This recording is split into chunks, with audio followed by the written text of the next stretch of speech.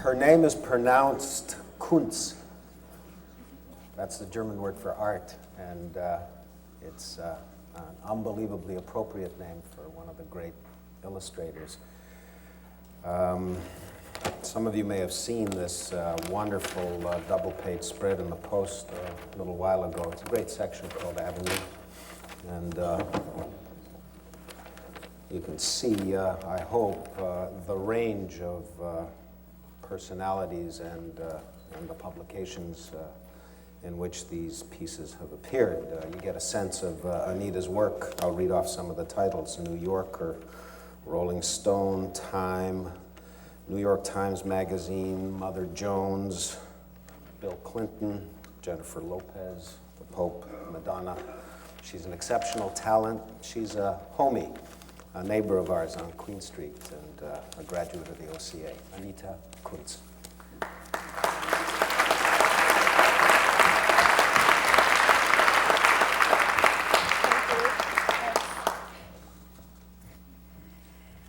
Well, I'm going to sit.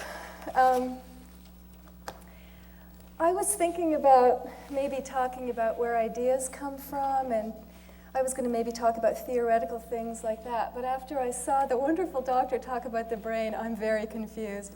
I don't know where my ideas come from. So I'm just going to start with my slides. All right. Most of the work I do is for magazines, and that was a very, I definitely wanted to be a magazine illustrator. I wanted to make pictures that had a larger context. I'm just going to go through these quickly. I'm going to try to go through these quickly. That's about cloning. This isn't working. Hello? I'm sorry.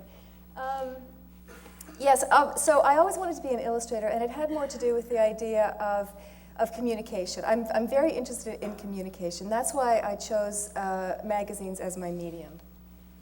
Could I get these slides to go a little faster, please? I'm sorry. Okay. I've tackled a number of subjects. This was about losing weight. The previous one to that was about schizophrenia.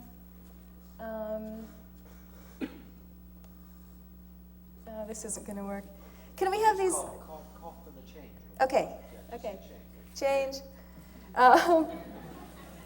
And because I'm a woman in a largely male-dominated industry, I have tackled a lot of subject matter that has to do with women's issues. So, childbirth, change.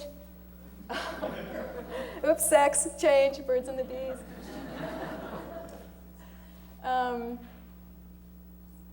Change.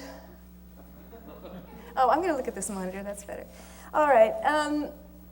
This was a book jacket I did for a book called Mother Nature, which was an anthropological view of motherhood through the ages. This is the kind of thing that really interests me. I did this for a cover of Time magazine, and unfortunately it didn't run. They did an article about Leonardo DiCaprio instead, which is kind of the state of the industry right now, which is quite sad. Next, please.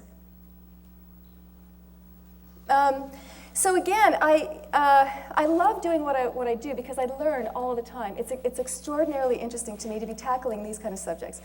This was something about how little girls are reaching puberty sometimes by the age of 6 now. Change. I don't have any children personally, but I think a lot of a lot of my work is I think a lot of my work is emotional. Sometimes I think I tackle intellectual subject matter in an emotional way. So I think that's probably why a lot of magazines are using me. This was something to do with cyber toys and how children, even when they're given toys that are incredibly smart, still tend to go toward the blocks and the boxes, and it was kind of an attempt to explain that. And then I've tackled some darker subject matter as well. Child abuse, next. Infanticide, which was one of the things that this book called Mother Nature was talking about, that it's actually possibly more widespread than we would care to think. Aging,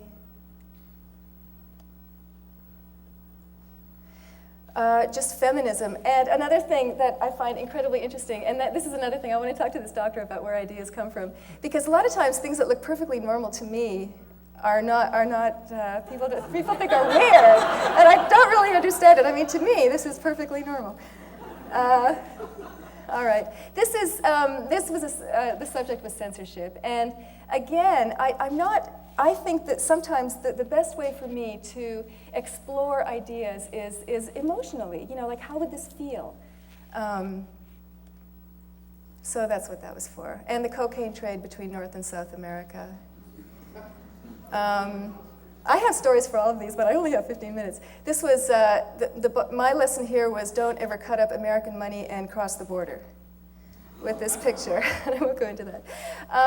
Again, this was about gun violence, and I mean, I could go on and on about any of these subjects. I just think this is an enormous, subject right now, especially increasingly with Canadians and more so in the American community. I think this really needs to be addressed. This is an old one. I actually started, most of my work now is out of New York, but I've done a lot of work, actually a lot for Saturday Night. This was an old one for Saturday Night magazine. And I'd like to go through these quickly. This was about prison overcrowding, and actually I'm not going to explain all of them. Maybe, sometimes it's like explaining a joke, you either get it or you don't. This is pollution, about pollution. Asthma. Now, I started out, I wanted to be a serious artist, but then working within the American magazine media, I mean, there's such a culture of celebrity right now. I mean, and there's so much there to draw upon. So the next series are a series of portraits. I've done a lot of portraits. Again, lots of stories about these. Steven Spielberg, Newt, I've done a lot of nudes. Okay, I think basically what I want to say is that what I do is I feel that I don't necessarily, I mean, I'm a witness. I'm a witness to what's going on around me. So basically what I do is I sit in my studio and I draw pictures. And I don't necessarily get to meet any of these people, and I'm not sure they'd want to meet me, but Madonna, done many times, Roseanne. But seriously, I think that sometimes the art of a culture is the only way that we begin to understand the society, and that's increasingly so of cultures that don't exist anymore. For instance, extinct cultures. The way that we try to understand them is through their art. So that's a small, that's a little bit of what I'm trying to do. Madonna, again, I've done her 25 million times. Although she's pretty interesting to render. I've done, about 10 years ago, I worked a lot for Rolling Stone magazine, and I did a lot of caricatures and a lot of rock stars and film directors. Michael Jackson, who of course looks nothing like that anymore. Actually, another thing that I should talk about is I have all these little things written down that I want to touch on.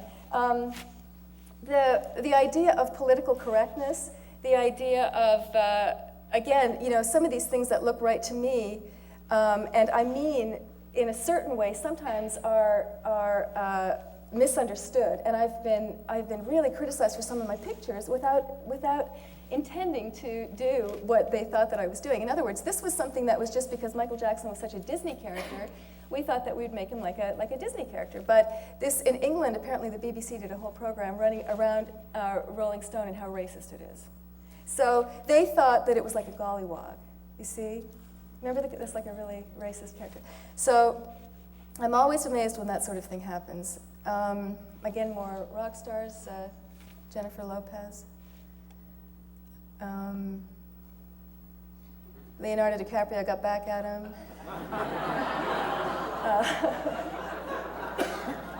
This was, I don't know, a remake of Madame Bovary, the market scene, or something like that.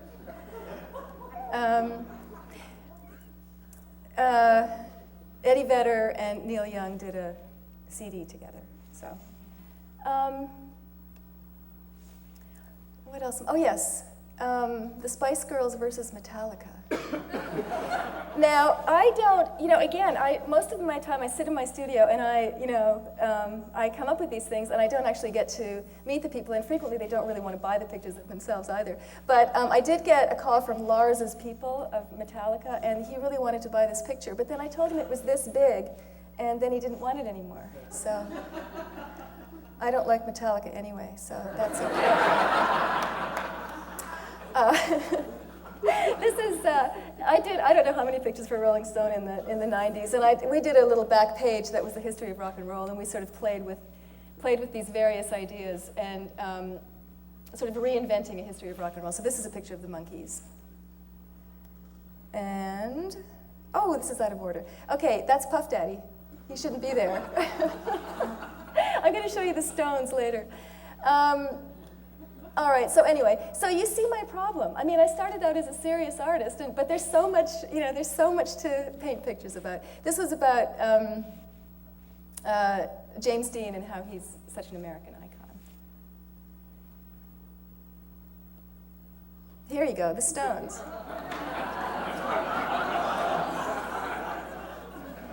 I'm still waiting for the lawsuit, but it hasn't happened. Okay, I mean, I don't know if I went into this. One of the reasons I became an illustrator, first of all, I'm from Kitchener. I was born in Toronto. I grew up in Kitchener. I mean, I'm from sort of a working class background. So the elitism of the fine art, I didn't necessarily want to make art that was going to just be hanging on people's walls or whatever. I wanted to be part of the dialogue. I mean, I'm very interested in that. Let me just. Oh, okay. X-file. Boy, I wrote down nudity. I don't know what I was going to say about that. Going back to the idea of censorship, whenever I work for different magazines, I'm really aware of who it is that I'm working for. If I'm working for Rolling Stone, we were talking about censorship this morning. If I'm doing something for Rolling Stone, I'm really aware that I can make sweeping emotional statements, and I can do sort of things that are more in your face. If I'm working for the Atlantic Monthly, I know that it's more of an intellectual crowd, and I know to make the statements quieter and smarter, So in essence, I'm sort of censoring myself as I go along. So, that's Dustin Hoffman. What I'm finding increasingly, I'll have to talk about these first. These are, unfortunately, Einstein isn't the first one, but I did 3 beer ads for South Africa, and this is Beethoven's 5th. And that's the theory of relativity. I'm really sorry about that.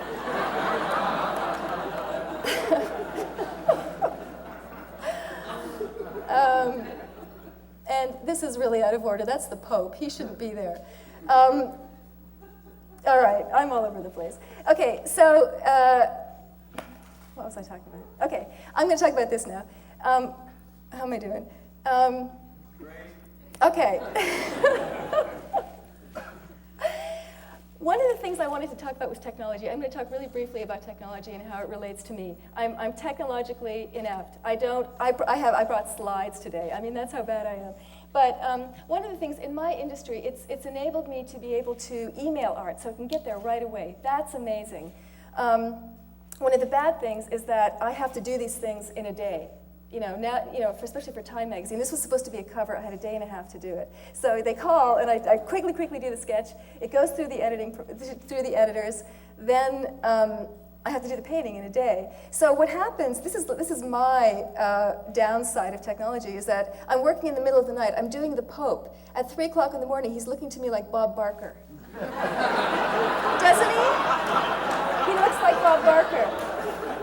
Now, this is the cover of Time magazine. This has to be there. This has to be there. This is going to be, actually, it never ran.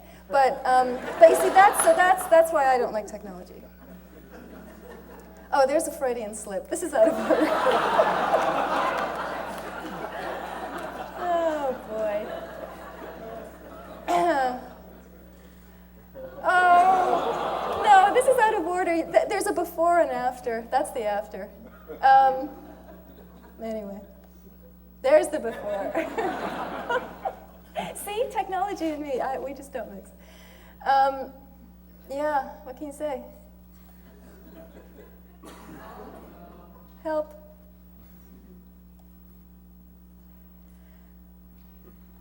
Bye. All right. Yeah. Yay.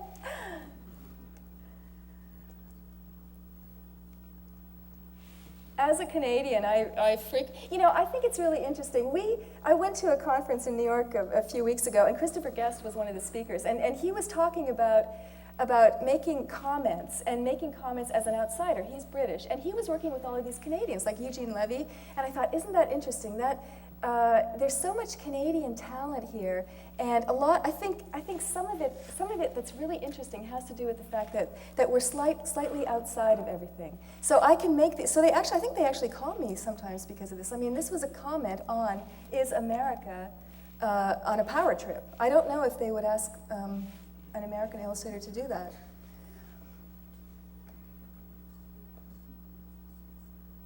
And again, this is getting back to some of the more serious stuff. The pay equity between men and women, still not equal. Yeah, I get asked to do all kinds of stuff. This was, for Ms. Magazine, anyway. The overcrowding of German cities. One thing, there are two things I really want to talk about. One of them is that I've been doing this for about 25 years. Initially, there was a lot of freedom. Magazines seemed to allow all kinds of different ideas. They were much more open to different ideas, and especially visual ideas. What's happened to a lot of magazines now is that they've been bought by these mega conglomerates. Time Magazine is now part of AOL, and what ends up happening is that the advertisers control the content, and that's really, really upsetting to me. To me, it almost becomes a freedom of speech issue, where I'm no longer, the visual arts aren't respected anymore or something. I'm not quite sure what to do about that.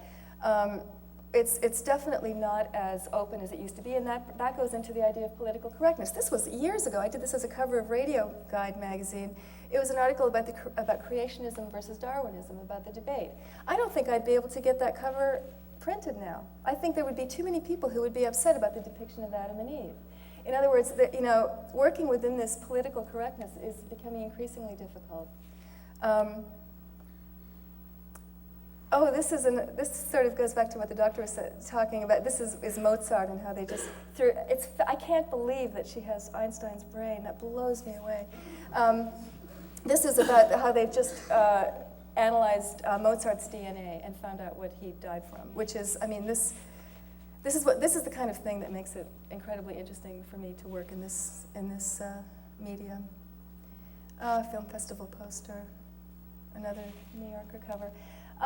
And I don't know how I'm doing, but one more thing is that there's always been this kind of struggle between whether art is an idea or whether it's a commodity. And I think artists always, certainly artists are always struggling to make a living and all of that kind of thing, but what ends up happening is there's also now a debate on whether, a debate about intellectual property. Who owns the idea?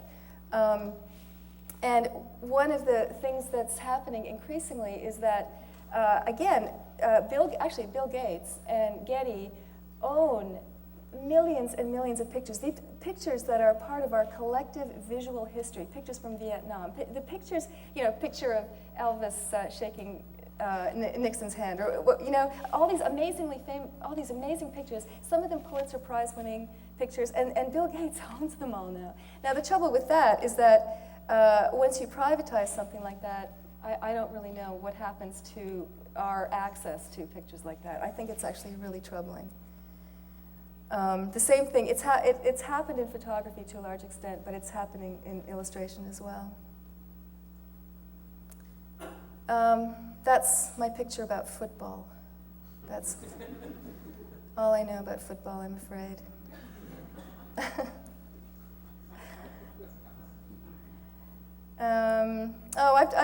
These are the last few slides. Some of them, I've done some fiction. I feel so lucky. First of all, I'm so humbled and amazed and thankful to be here among these great, thinkers. But I'm also really amazed and happy that I can actually make a living doing what I do, what I love to do, which is draw pictures. You know, fiction in particular, I love illustrating fiction. I love doing book jackets. It's a continual learning process, and I don't know, I feel really happy to be doing it. Okay, and I'm going to end with these 7. This is my Elvis series, and I thought I'd sort of end on this note. A number of years ago, Rolling Stone published this series that I did, and it was right around when there were all these Elvis sightings in Burger Kings. So we decided that if Elvis is indeed immortal, that there must have been Elvis sightings previous to his birth. So this is my Elvis series. Oh no, this is out of order. There you go. Oh boy. Okay. There's an Elvis. Okay, just look for the Elvises now. That wasn't an Elvis. This is an Elvis. There you go.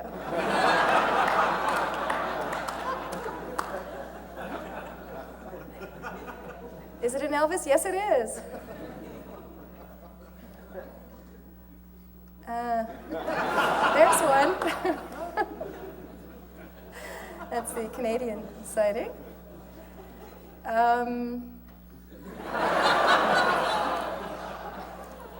That's an Elvis fan.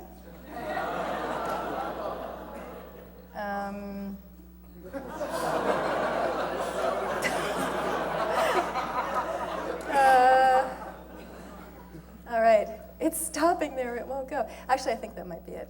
All right, thank you very much. I'm honored to be here.